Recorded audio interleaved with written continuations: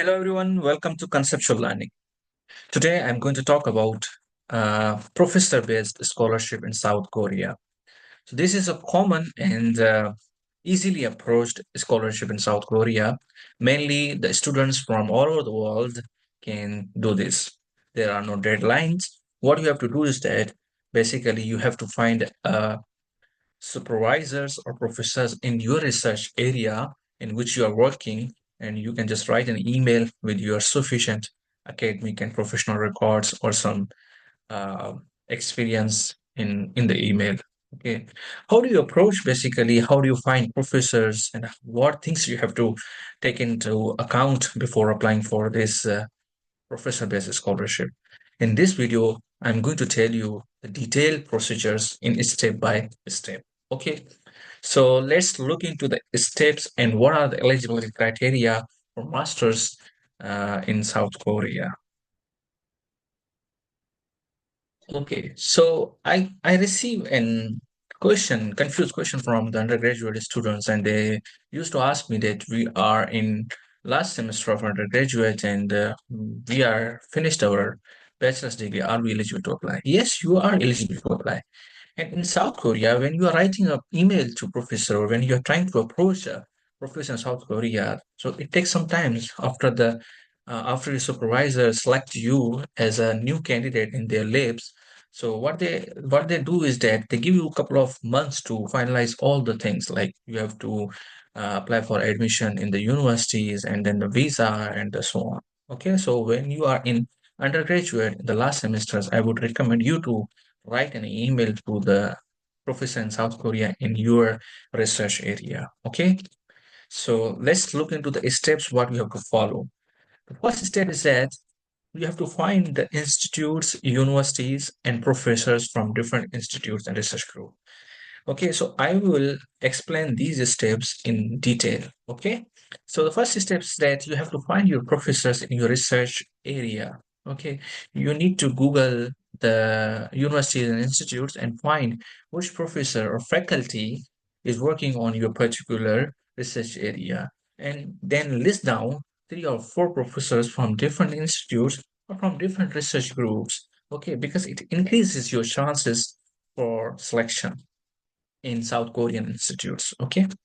After this, the second step is that to get an acceptance letter from the selected professors in South Korean universities. So what is basically the procedure is to write an email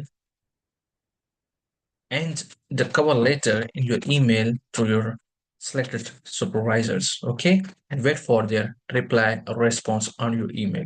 How do you write it? I'm going to explain what things you have to consider in your email is an important, because this is an important aspect for your application to the professor-based scholarship. After the acceptance, the supervisor may accept you and satisfied with your resume or CV, he or she may call an interview.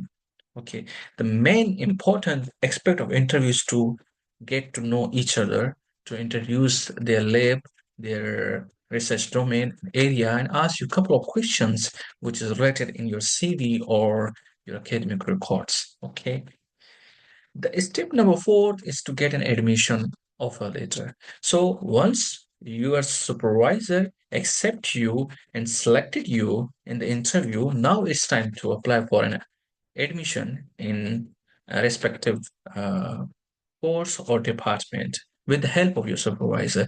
In South Korea, there are mostly no deadlines for admissions. Once your supervisor accepts you as their student, now you can apply for the admission, and they will help you and they will tell you each and everything how to apply, and they will provide you the links and procedure and so on. Okay, so you need to get an admission in the particular department and university.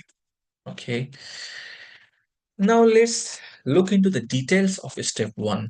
In the step 1, the question is how you search for professors who have the same research interest as you. That's an important. You have to find the professors which have the same research area or interest as you.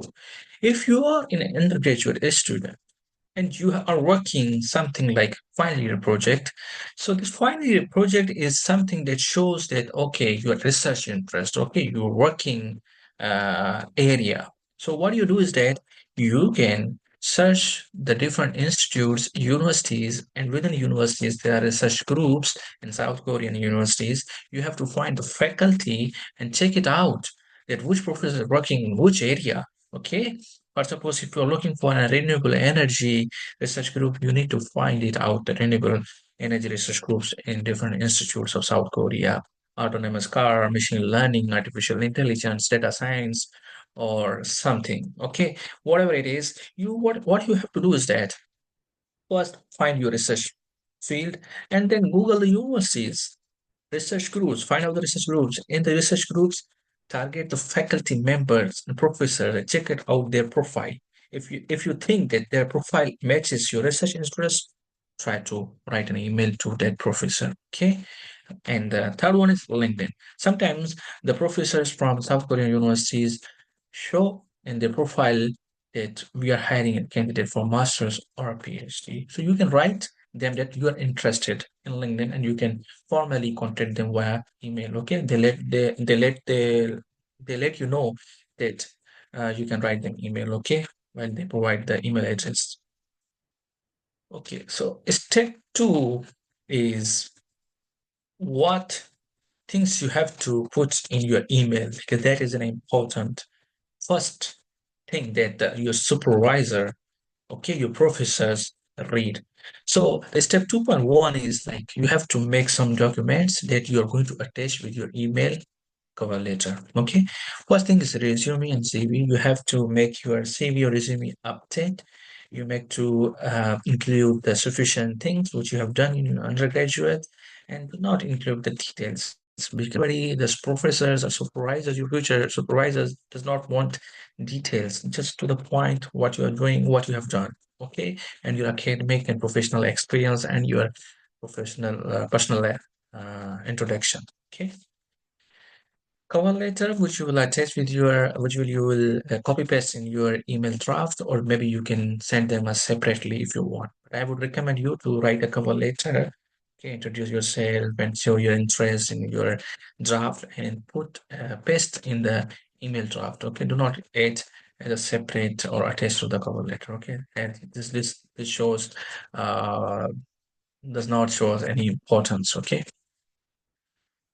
Third one is academic reports. That's mandatory. If you have not finished your degree yet and you are approaching a professor in South Korea, what you have to do is that you need to provide or tell them that you are in the last semester of your undergraduate and you are providing the latest transcript that is going to be a 7 semester transcript. And moreover, you can provide them pass certificate or some other document which shows that you are enrolled and you are about to finish your degree in time. Okay. Okay. Research plan. Mm. But the research plan and professional records and certifications, these things are optional. If you want your selection chances more, what you have to do is to provide a research plan as well.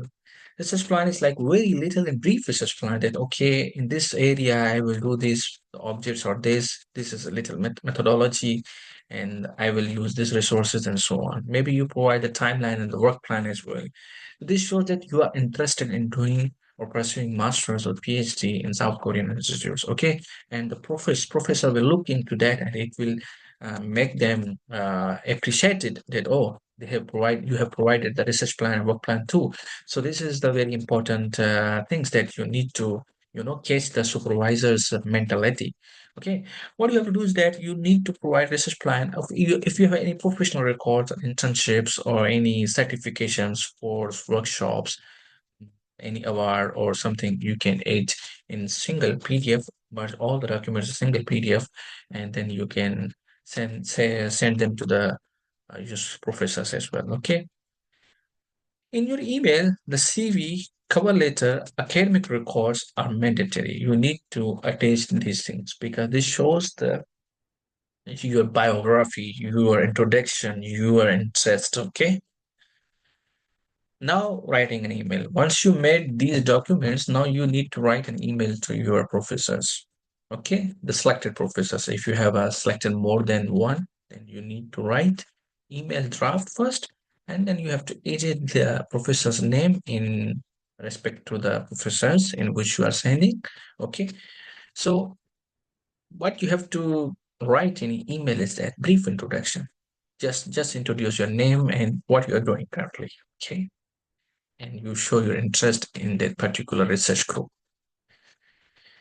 Your recent qualification. Okay, your recent project, if you are undergraduate, okay, you are planning to do or present your final year project. Okay, you need to define your FIP, what is all about. Okay, how you are doing things, and in FPI, what research skills you have learned so far. Okay, what is your contribution? So you need, this is important because this line shows that how much you are interested in this FPI research, and this FPI should link into the research group which you are applying. Okay, so this is how you write, this is how you connect the dots. Okay, fourth one is your current research interest, same as like FPI or anything that you think that you have to check out the research areas in which they are working in the research group. Okay, you need to read out all the research domains in which they are working and check it out. If any research domain or multiple research areas or domains in which you are interested, you can write an email that I am interested working in these kind of types of research domains. Okay. Okay, the fifth one is link your interest with the professor research area. This is what I recently told you. And attach CV, academic records, professional experience, if any, and research plan on demand. So, yeah, these are the things which you have to consider before writing an email to the supervisors and professors. Okay. Okay, so future supervisors and the professors selects you on basis of these things: your CV, your academic records, your FYP, and your research domain and area. Okay. After satisfactory and positive response from the supervisor, he or she may call an interview. That is in step number 3, and I'm going to tell you how do you tackle this step 3. But these things are very important.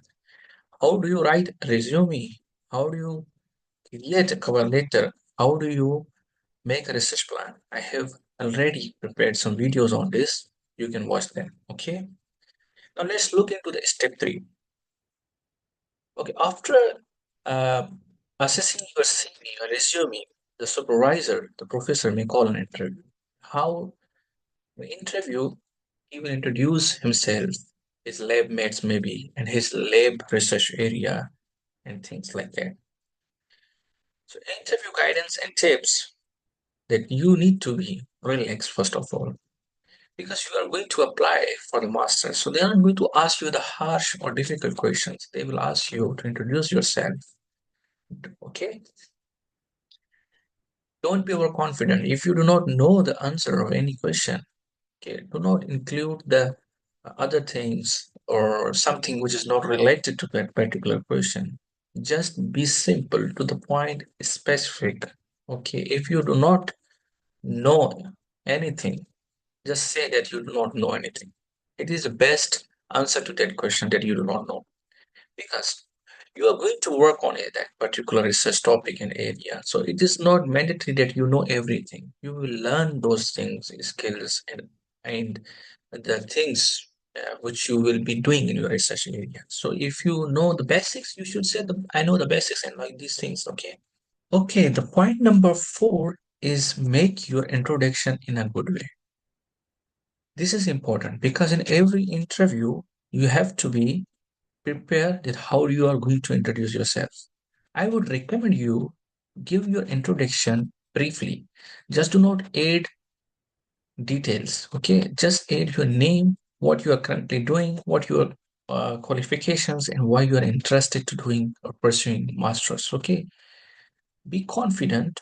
And if they're asking some different questions like what is your favorite course, or what you are currently doing in FPI, what is your role, or something like this, then you have to answer those questions. But do not include these things in your introduction. Okay, it should be a brief, just your name, your qualifications, and your research interest, and that's it. Okay. Okay, the point number four is like, okay, in interview, when you have submitted or when you have uh, write an email to professor, he may look into your CV, okay? And if you have submitted your research plan, then he has to read your research plan as well. In interview, the few questions will be from your resume and maybe the research plan if you have submitted to your supervisor, okay? So just include those things which are related in your resume, which you have done. Do not add negative or fact things in your CV, okay? Because in interview, uh, professor is going to ask all those things which you have included. For suppose if you do not know about any programming language and you are just adding things that I know or I'm an expert level in programming, and he may ask you some questions from programming or some hardware skills, and you do not know those things. So he is surprised, or he may think that it is like you have added the fake things which you do not know why you have added those things in your CV. Okay, if you have worked very little or briefly or basics of something, add that in your CV and just say that it is a like a very basic beginner level. Okay, so this is the important things.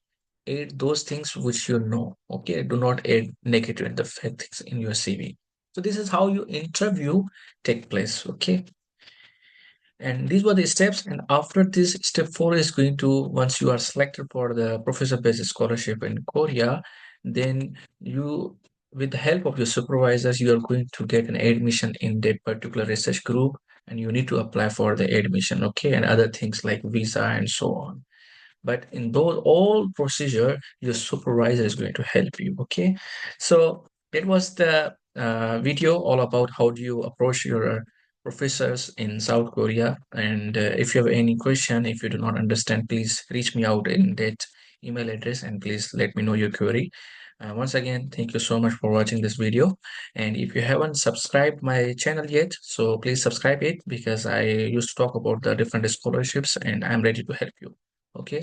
Once again, thank you. Thank you so much for watching this video.